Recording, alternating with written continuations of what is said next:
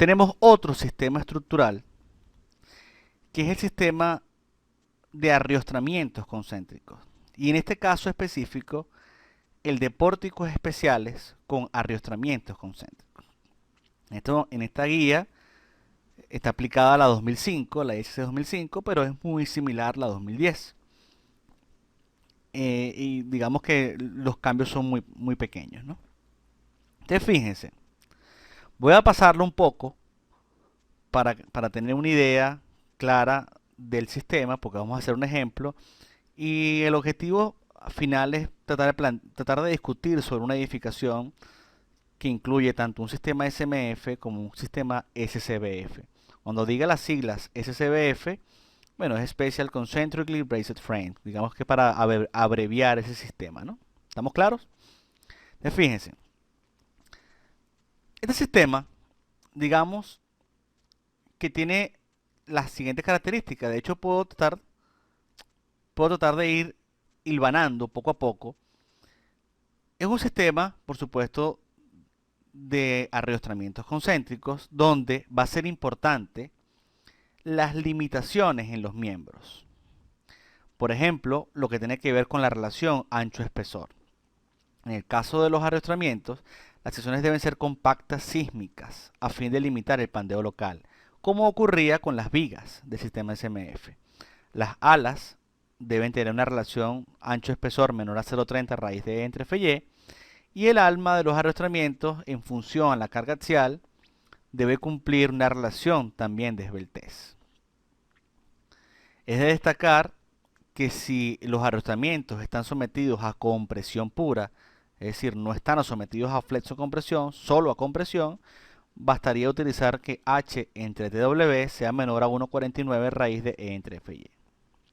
Entonces, en principio, hay un control del pandeo local en alas y alma de arrastramientos. Esto debido a que los arrastramientos son los elementos que conllevan a una disipación de energía. En el caso de las columnas también. En el caso de las columnas, tanto las alas como el alma deben cumplir con los límites máximos establecidos por pandeo local. Siempre en secciones sísmicamente compactas. Sísmicamente compactas. Esto es igual, repito, a lo visto para el caso de vigas y columnas en el sistema SMF. Aquí estamos hablando de arrastramientos y columnas. En el caso de vigas, que son elementos que en este sistema prácticamente no tienen ninguna importancia mayor a nivel sísmico, porque son las columnas y los arrastramientos los que resisten el sismo, las vigas son suficientes como secciones compactas, no como compactas sísmicas. Es decir, el límite de alas y de alma para las vigas es mayor. Fíjense, en el caso del arrastramiento, el ala es 0,30 y 1,49 el alma. Y aquí estamos trabajando, en el caso, por ejemplo, de vigas, de 0,38 y 3,76. 3,76 mucho mayor que 1,49 y 0,38 mayor a 0,30. Es decir, se es mucho más flexible en el caso de vigas, porque repito, en este tipo de sistemas no se producen rótulas plásticas por flexión, sino principalmente por fuerza axial. Y debido a que las vigas no están sometidas a fuerzas axiales, prácticamente de ellas no depende ningún compromiso estructural desde el punto de vista sísmico y por eso es suficiente que sean compactas. ¿Estamos claros con eso? Les pregunto para poder continuar. ¿Estamos claros?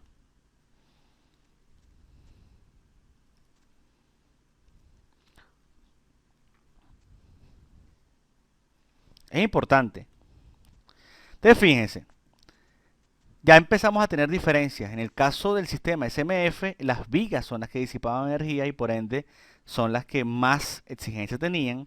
Y en este caso son los arrastramientos y las columnas. Continuando, vemos cuál es la resistencia esperada en arrastramientos. Algo súper importante. Recordando que la resistencia a la tracción siempre es un factor phi por Fy por el área, en este caso estamos cambiando esa resistencia por una resistencia esperada que toma en cuenta la sobreresistencia del acero. Debemos recordar que existe una tabla de sobreresistencia del acero en base precisamente al tipo de acero y que para, por ejemplo, A36 es 1,5, acero normal, y un acero de alta resistencia, por ejemplo, RY es 1,1. Esto lo tenemos nosotros, esta tabla de RY la tenemos nosotros en los primeros documentos que entregamos. Y entonces aquí decimos, la máxima resistencia que va a tener un elemento a la tracción arrostramiento, será RY Fy por el área. Y esta resistencia esperada es mayor al phi Fy por el área, donde phi es 0,90. Tomando en cuenta que RY por lo general es 1,5, 1,5 entre 0,90 ya genera un incremento importante entre la resistencia esperada del arrostramiento de tracción con respecto a su resistencia nominal a tracción. Si vemos el comportamiento del arrostramiento a compresión, notamos que una vez que se somete a compresión, el elemento alcanza la carga crítica de pandeo, la misma cae y se mantiene en una resistencia residual del 30% de P sub n, siendo P sub n el área crítica, el área gruesa por el esfuerzo crítico. Es decir, la P residual es el 0,30 P sub n. Eso es importante. Eso es importante.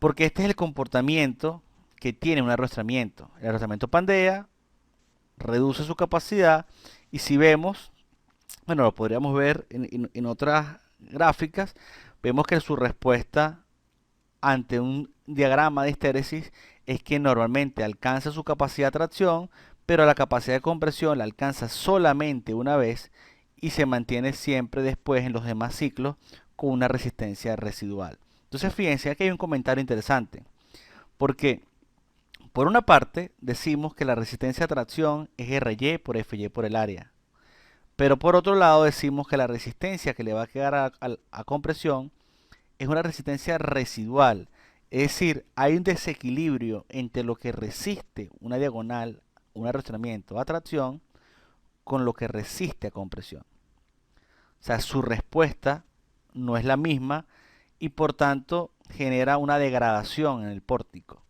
porque ante varios ciclos de carga, a tracción es muy competente, pero a compresión está muy degradada el arrastramiento.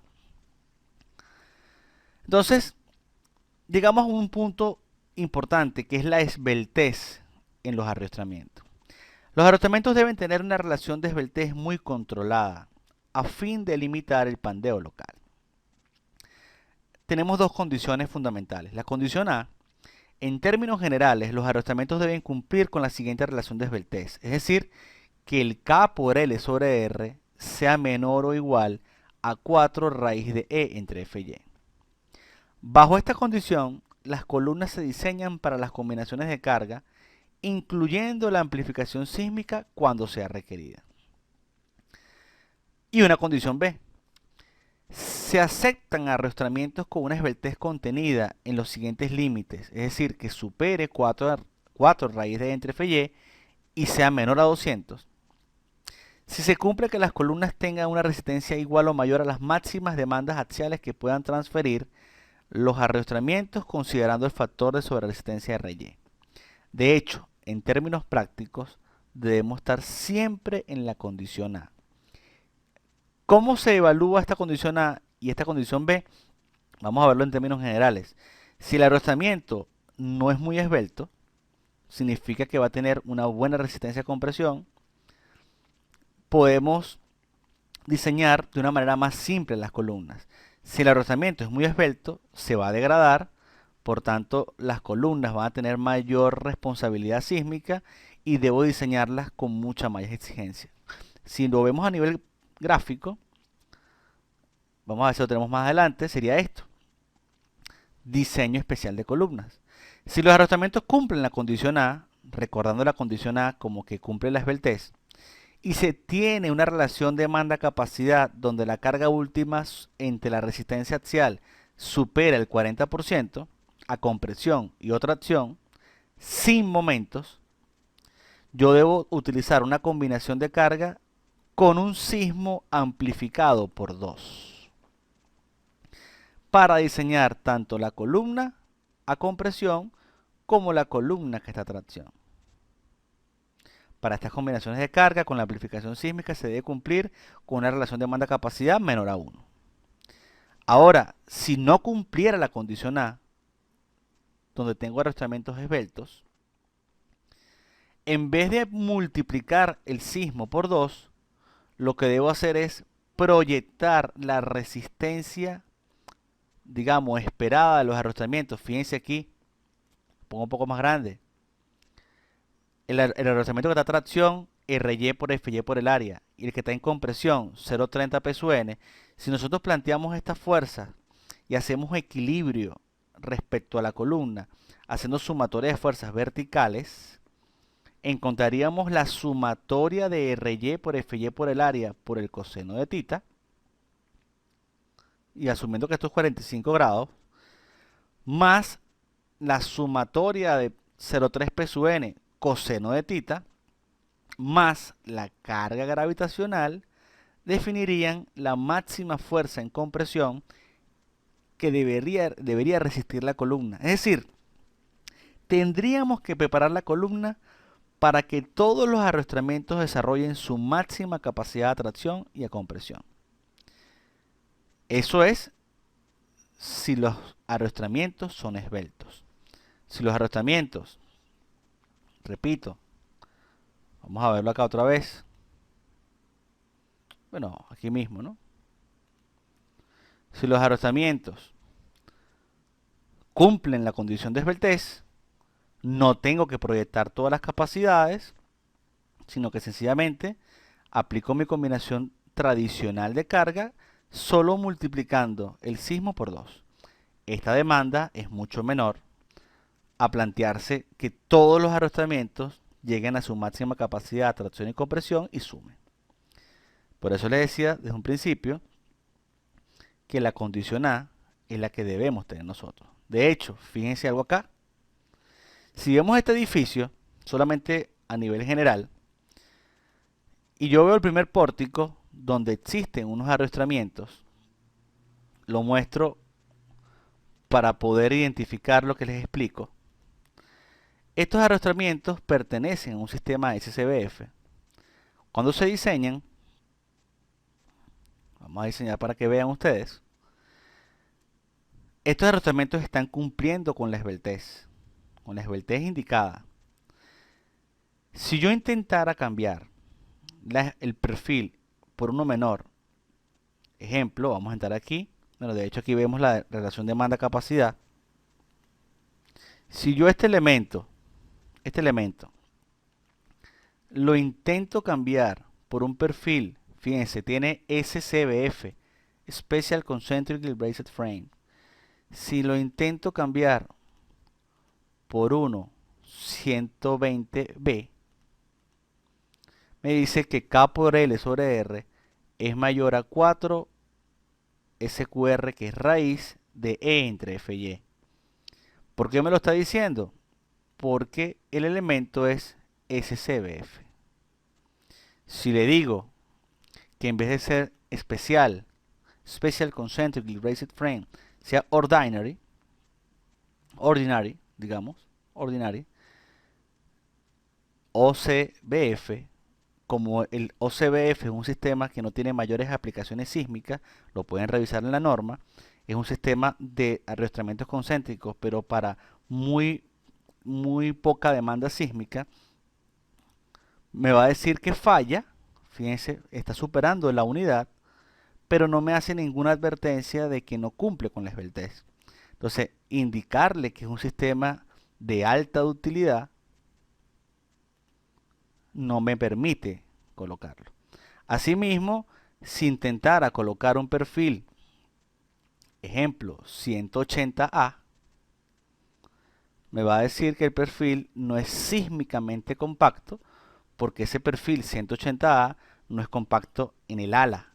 Entonces no me permite utilizar una sección que no cumpla con la condición de sísmicamente compacto. Muy interesante, ¿no? Por eso es que es importante siempre estar con este esbeltez. Y lo que les comentaba también, algo importante. Bueno, lo podemos ver después en un ejemplo. Ya lo vamos a ver en el ejemplo. Lo de las columnas lo vamos a ver en el ejemplo. Lo otro, esto no es muy largo tampoco, es que la distribución de fuerzas laterales, los arrastramientos se dispondrán a lo largo de cualquier línea resistente en direcciones alternadas, en forma tal que para cualquier dirección de la fuerza paralela al arrastramiento, por lo menos un 30%, pero no más del 70% de la fuerza horizontal total, sea resistida por los arrastramientos traccionados. Esto es importante, vamos a decirlo así. Lo que perseguimos es tener sistemas donde exista la misma cantidad de diagonales a tracción que a compresión. Digamos que esto sería una buena disposición. De hecho, la simetría es lo ideal. En este caso, ante esta fuerza, todas estas diagonales están comprimidas y no hay ninguna que esté traccionada. Conociendo que la resistencia a la tracción y la compresión es diferente, en un sistema donde solo los elementos están en compresión, resiste muchísimo menos que cuando se traccionan. Entonces, este es un sistema que no es ideal porque no es simétrico de resistencia, pero este sí. Vamos a ver qué nos preguntan. Cuando sale el mensaje sísmicamente no compacta en el programa de TAP, solo deberías a las alas y el alma. Sí, digamos que cuando hace comentario el programa de que la sección no es sísmicamente compacta, se debe a un problema de ala o de alma. A alguna de ellas, no especifica cuál, pero a alguna de ellas que por lo general es el ala. Por lo general. Pero hay que revisarlo. Entonces, como les decía, hay que buscar una disposición simétrica. Una disposición simétrica. Les comenté sobre esto. Bueno, aquí está, cuando tenemos una plancha nodo de conexión, tenemos una fuerza que en tracción es RY, FY por el área, y obviamente el diseño de la conexión, importante, debe resistir la máxima capacidad que transmite el arrastramiento, que es su propia resistencia, FY por el área, multiplicada por el factor de sobreresistencia del acero. Es decir, no depende de la fuerza que encontremos en ETAPS ni en SAP. Depende del propio perfil. Debido a eso, me interesa colocar el menor perfil posible porque es aquel que va a tener la menor resistencia y por ende voy a tener ahorro en la conexión. Igualmente, digamos que estos son los pandeos. Se esperan pandeos en la zona central del arrastramiento. Es lo ideal que ocurra la rótula plástica en la zona central por pandeo y para ello debemos hacer conexiones muy flexibles transversalmente para que el pandeo se dé hacia afuera y rotule en la zona central. Si esto no se hace, y hacemos que la conexión sea empotrada, además de en la zona central, se generarían rótulas por flexión en las zonas externas, digamos, del extremo del arrastramiento, y entonces sería un problema y habría que incorporar ese momento que resiste la sección para diseñar la conexión, lo cual es muy complejo.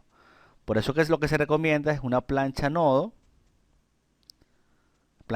muy flexible que permita que esto tenga una articulación transversal y se genere la posible rótula plástica por pandeo acá, pero en sus extremos no transmita momento. ¿Cómo se ve en la práctica? Lo vamos a ver más adelante. Y para la compresión es 1.1 RY/UN. Fíjense acá. ¿Cómo se logra que este elemento esté articulado perpendicular al plano? Haciendo una plancha nodo donde desde el punto de contacto, pasando una paralela a una paralela, digamos, a la perpendicular del arrastramiento, a la perpendicular que define la dirección del arrastramiento, esta distancia debe ser al menos 2t. Fíjense lo interesante, esto ha salido de ensayos, obviamente, de pruebas.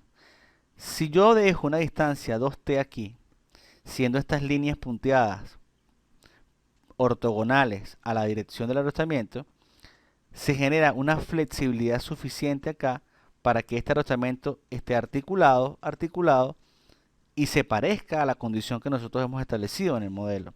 Y así disipa energía, como lo vemos en la práctica, sí. Plancha nodo, el arrastramiento entra y del arrastramiento pasamos una paralela 2t. ¿Quién es t? T es el espesor de la plancha nodo. Dos veces el espesor de la plancha nodo es la distancia que debe haber en la paralela a la línea del perfil perpendicular a la dirección del perfil. Eso por disposiciones normativas. Y digamos que esto va más allá de la etapa. Eso sencillamente es como implementar estas cosas. ¿Estamos claros? Vamos a ver acá que me preguntan. Y el colocar aisladores sísmicos en cierto piso no reemplaza los arrastramientos. Por supuesto, colocar aisladores sísmicos es otra filosofía, es aislar la estructura ante el sismo, es hacer que el sismo no entre a la estructura. Por lo tanto, cuando uno diseña con aisladores sísmicos, digamos que no debería implementar mayores rigurosidades en el diseño sismo resistente, porque más que resistir el sismo, evita el sismo. El sismo, digamos que se queda en el aislador y no entra a la estructura.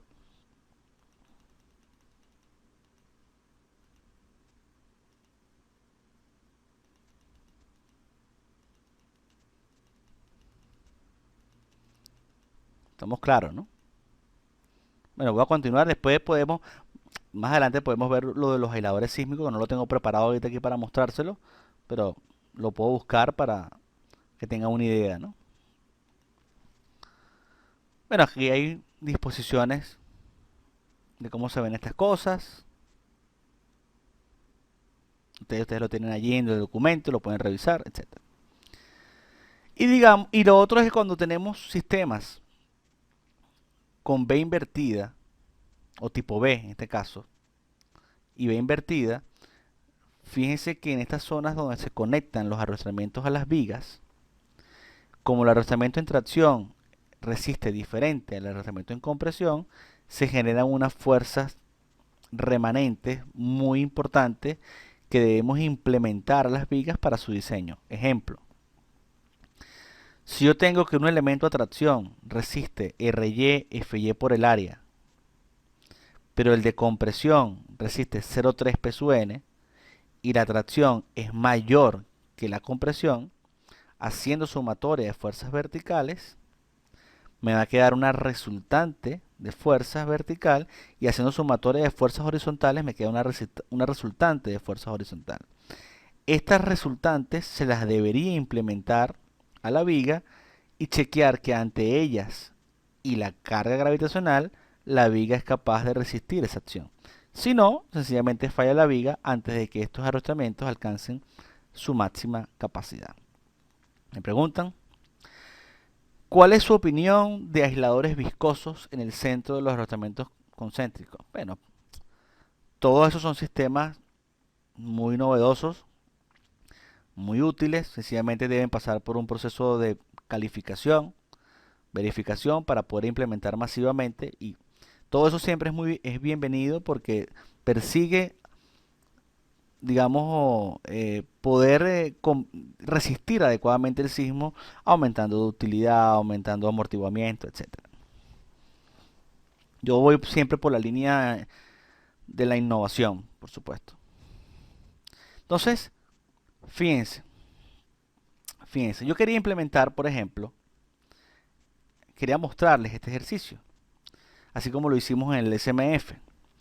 Imagínense una planta, esta es la planta, estas líneas de color rojo representan las correas y esta línea azul representa una viga de transferencia donde las correas se conectan a la viga principal, a la viga de transferencia y de la viga de transferencia a la viga principal. Es decir, la correa va en este ancho y después en este ancho. ¿Qué implica?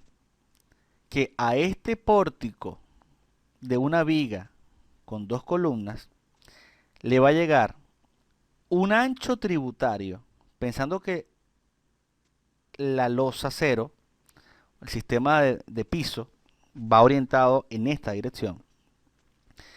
Las correas tienen un ancho tributario, esta viga también tiene un ancho tributario, pero además del ancho tributario le llega una carga concentrada importante, que hemos llamado Q1, que es la que transmite la viga de transferencia. Entonces, ¿cómo se resuelve este sistema? Yo tengo una correa que tiene un ancho tributario, la correa genera una reacción aquí a la viga de transferencia, también lo hace esta, también lo hace esta. La suma de estas cargas entre dos generan una carga Q1. Esa carga Q1, que ya está resuelta,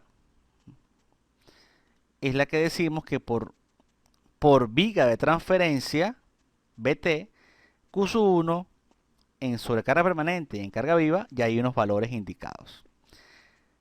En las columnas, las correas que también se unen a la viga perimetral, esa viga perimetral genera una carga en la columna puntual que hemos llamado Q3 y esa Q3 es 6.375 y 2.295.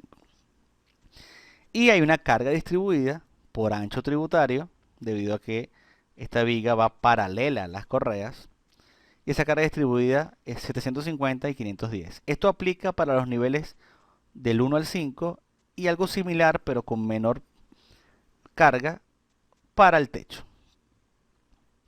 Entonces, haciendo esto, pasamos una hoja, o sea, conociendo las cargas, pasamos una hoja que es la siguiente. Una hoja que está debidamente preparada para aplicar los sistemas SCBF. Ejemplo, vamos a trabajar con X de 2 pisos. Vamos a seguir así, vamos a seguir una secuencia de X de 2 pisos. Número de niveles 6.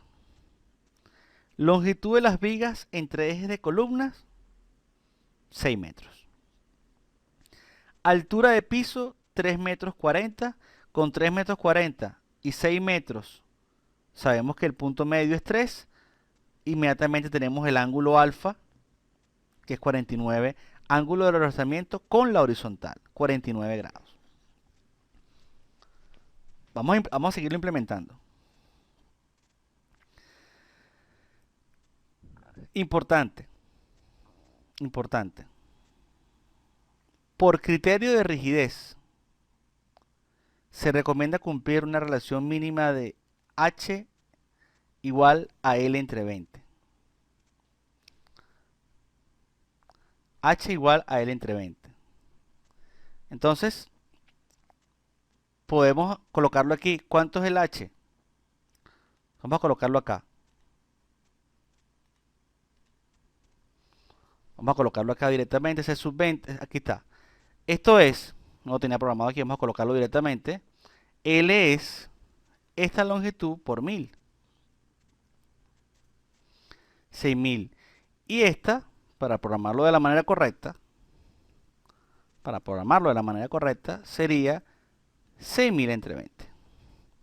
O sea, si la longitud es 6000 milímetros, yo para predimensionar por rigidez divido entre 20 y me dice que este perfil de viga debería estar en el orden de los 300 milímetros.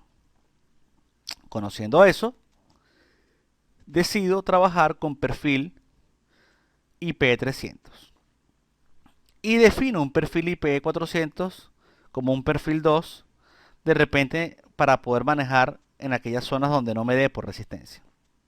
A36, A36, defino las columnas, los arrastramientos los defino tomando en consideración la esbeltez.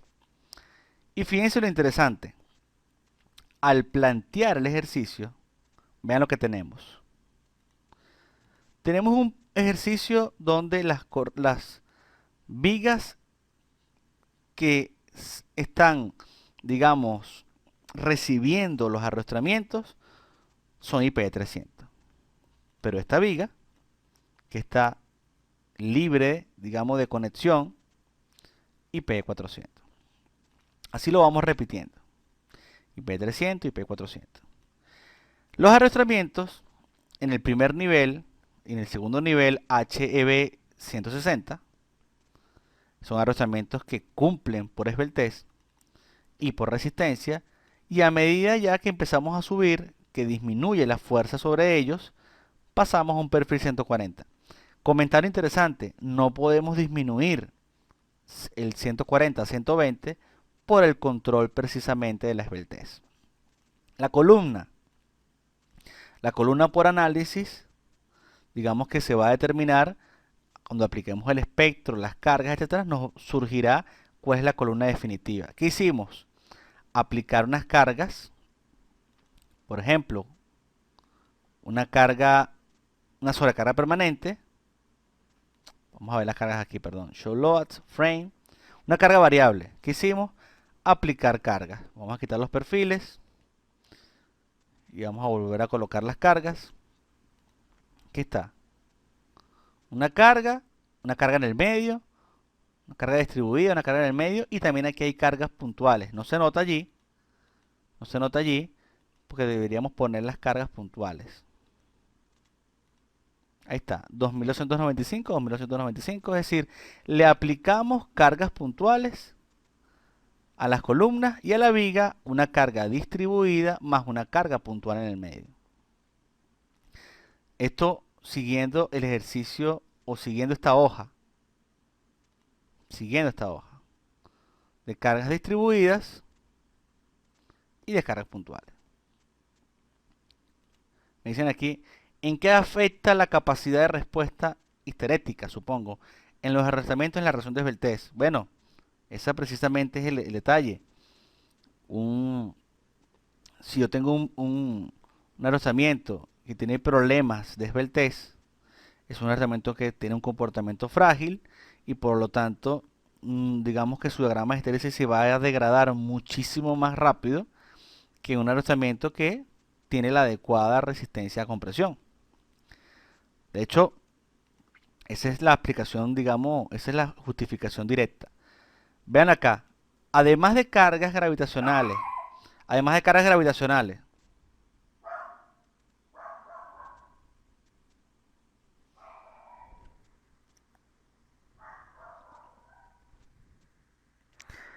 además de cargas gravitacionales, tenemos entonces un espectro, fíjense, una función espectral. Hemos definido una función espectral, es importante, y además de la función espectral, definimos un caso espectral, un sismo por 981, que es importante, y es como lo hemos venido trabajando. Definimos cargas gravitacionales, definimos, por ejemplo, casos estáticos de carga, peso propio, carga variable, sobrecarga permanente. Por carga variable y por sobrecarga permanente definimos la carga distribuida y las cargas puntuales conforme al archivo que les he mostrado. Una vez que tenemos eso, definimos las secciones, definimos el material. El material A36 tiene el FY y el FU de ese tipo de acero. Definimos el espectro lo importamos, definimos el caso espectral sismo X con la función U1 por 981, definimos la masa, el mass source, definimos cuánto participa por peso propio, cuánto participa por carga variable, cuánto participa por sobrecarga permanente, from loads. Decimos en el análisis que el análisis, bueno, aquí ponemos los modos, pueden ser menos modos, pero lo importante es que el análisis sea en el plano XZ, lo voy a quitar aquí para que lo vean. El análisis tiene que ser en el plano XZ. Y una vez que hacemos eso, articulamos los arriostramientos. Estos puntos verdes que vemos son articulaciones, es decir, todos los elementos internos, vigas y arriostramientos, les aplicaríamos un release de momentos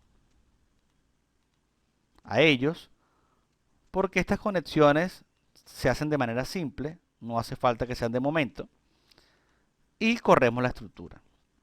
Una vez que se corre la estructura, podemos ver su deformada ante el sismo, por ejemplo. Podemos ver su deformada ante el sismo. Y podemos ver entonces su animación. Interesante, porque de alguna manera podemos ver fuerza axial, etc. Podemos ver todo lo que se requiere, pero también va a ser muy importante un aspecto, voy a quitar el análisis, que es que en el menú Define debemos ir a los efectos de la carga sísmica especial, que aquí le tenemos que decir al programa que utilice el factor omega de 2, el mismo factor que hemos estado comentando que tenemos acá. Va a llegar hasta allí. Este factor de 2. Tenemos que multiplicar por 2 la fuerza sísmica. Entonces le decimos al programa que el factor omega es 2. Es 2. Y lo otro importante, vean acá, es que es el parámetro SDS. El parámetro SDS, que lo podemos ver en mi archivo, SDS es la multiplicación, para el caso de Venezuela, alfa, beta, phi a sub 0. Alfa es factor de importancia, beta es un parámetro asociado al tipo de suelo, el phi un factor de corrección y el a sub 0 la aceleración del terreno. Entonces, multiplicando alfa, beta, phi a sub 0 nos da SDS. Ese valor SDS es 1.065. ¿Qué se debe hacer en el programa? En opciones, preferencias, Steel Frame Design, precisamente se le dice que es SCBF y se le dice que el System SDS es 1065. También se puede decir que tome el parámetro de longitud efectiva. Fíjense acá, para todo hacerlo correcto, el CD, recuerden que es el factor de utilidad. En el caso de Venezuela es 0.8R. El R que hemos utilizado de este sistema es 4 porque es el mayor valor que se puede utilizar en la norma venezolana. No se puede usar para un sistema concéntrico, no se puede usar una armadillo 4. Y 0.8 por 4 es 3.2. Ponemos 3.2. Comentaba que este System R solo lo usa cuando utilizamos un espectro definido dentro del ETAPS, pero por referencia podemos colocarle que es 4. Fíjense aquí, el factor de amplificación sísmica es 2. Todo lo demás está correcto. Corremos la estructura. Mandamos a diseñar. Y cuando se manda a diseñar, fíjense que el programa saca una combinación que, por ejemplo, si evaluamos la 3, aparece 1.413 y ese 1.413 es sumar 0.2 SDS, que es 0.213, más 1.2. 1.2 más 0.213 es 1.413. Con esto, yo le puedo decir al programa que me dé en el diseño, repito, en el diseño, la relación colores y valores y puedo evaluar si los mismos no superan la unidad. Es decir, estos valores deben ser menores a 1. Menores a 1. Entonces, por ejemplo, en el caso del arrastramiento, entro, botón derecho, veo que hay un componente axial Y me llama la atención que no le veo ningún componente a flexión ni en el eje mayor ni en el eje menor. Esto es precisamente por lo siguiente. Al entrar a detalles, aparece que de acuerdo al documento o a la norma ACE, para la revisión de esta columna está aplicando el 1.2 más 0.2 SDS de la carga muerta, más la carga variable, más el omega por el sismo. Hay que recordar, cuando la carga última axial entre la resistencia supera una relación de 0.40, se debe revisar la columna a compresión y a tracción sin momentos,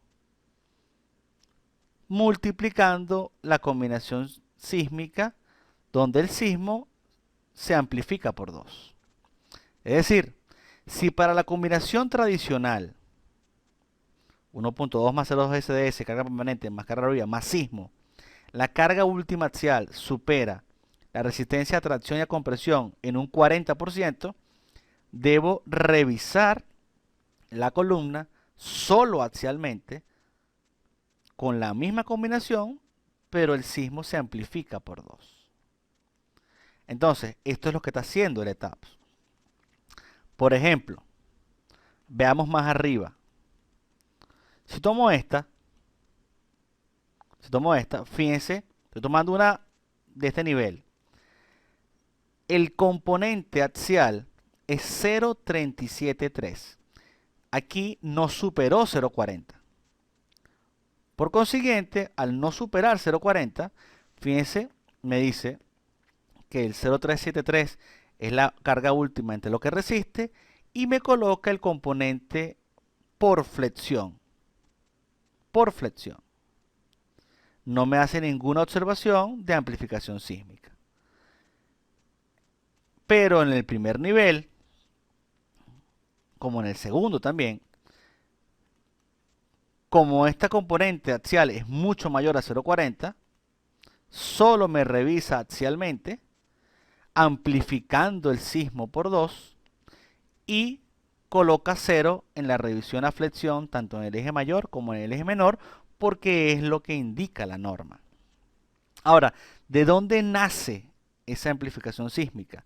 En reconocer que el arrastramiento, vean el detalle, el arrastramiento de acá tiene una resistencia a compresión y a tracción nominales. Es decir, la resistencia de compresión es phi por el área por el esfuerzo crítico, con un phi de 0.90. Y la resistencia a tracción es un phi por el área por Fy, con un phi de 0.90.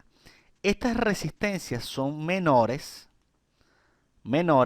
a las resistencias esperadas del arrastramiento. Solamente un ejercicio interesante. Si el phi es 0.90 y el RY es 1.5, si yo tengo que la resistencia a tracción es phi Fy por área y la resistencia esperada es RY por Fy por área, siendo Fy y área un factor común, la resistencia esperada es RY entre phi, mucho más grande que la resistencia nominal. Por tanto, si yo dividiera 1.5 entre 0.90, me diría que al menos en 1.67 veces debe aumentarse la fuerza en el arrastramiento para que pase de su capacidad nominal a su resistencia esperada.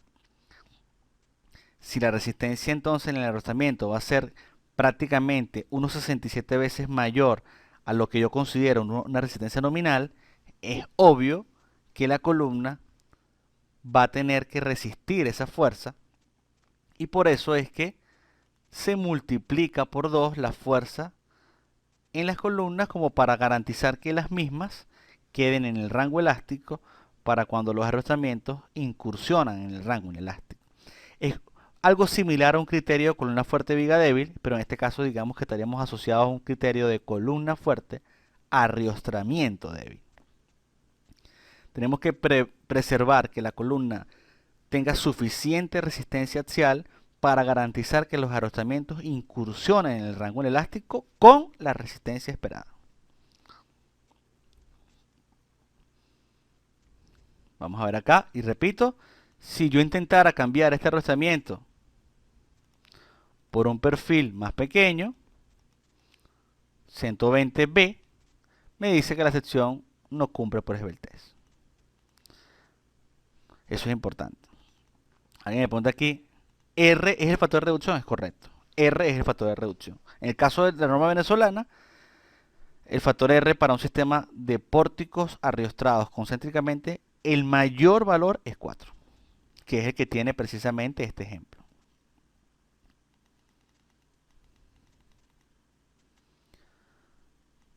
¿Dudas?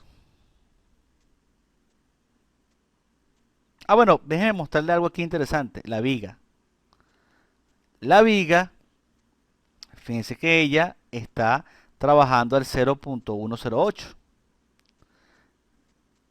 Esta viga aquí está trabajando cómodamente. Esta está mucho más exigida. Si esta viga la cambiáramos por un sistema, está SCBF, pero si yo le colocara un perfil HE 320A, vean lo interesante, ella sigue cumpliendo. Porque, y no me hace ninguna observación a que la sección no es sísmicamente compacta. Porque recuerden lo que les comenté al principio, de que en el caso de vigas es suficiente que sea compacta, no sísmicamente compacta.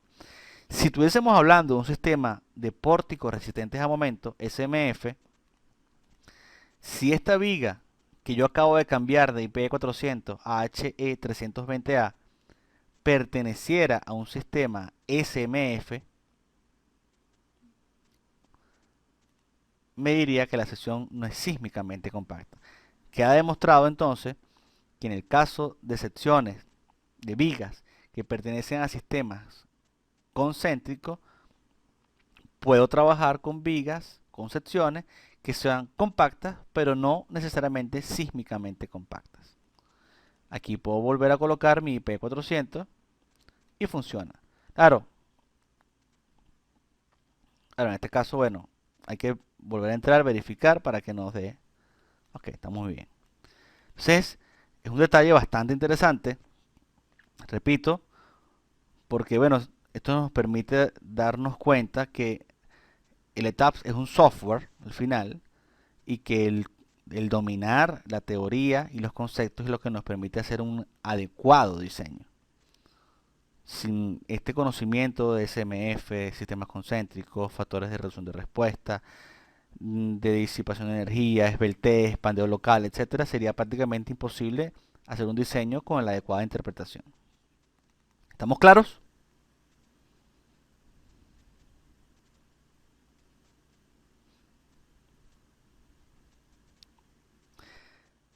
Parte positiva, resumen de este sistema. 1. Arriostramientos y columnas tienen que ser secciones sísmicamente compactas. 2. Los arrostramientos deben cumplir con la esbeltez máxima de 4 raíz de E entre F y Y. 3. Las vigas pueden ser secciones compactas. Ahora, faltó un tópico que es que estos arrostramientos que van de centro a centro en realidad no tienen esa longitud. Voy a destacarlo acá. Si vemos una imagen, este arrostramiento que llega hasta el nodo, en realidad por la conexión, él mide mucho menos, porque el perfil está muriendo aquí, no ha continuado hasta acá.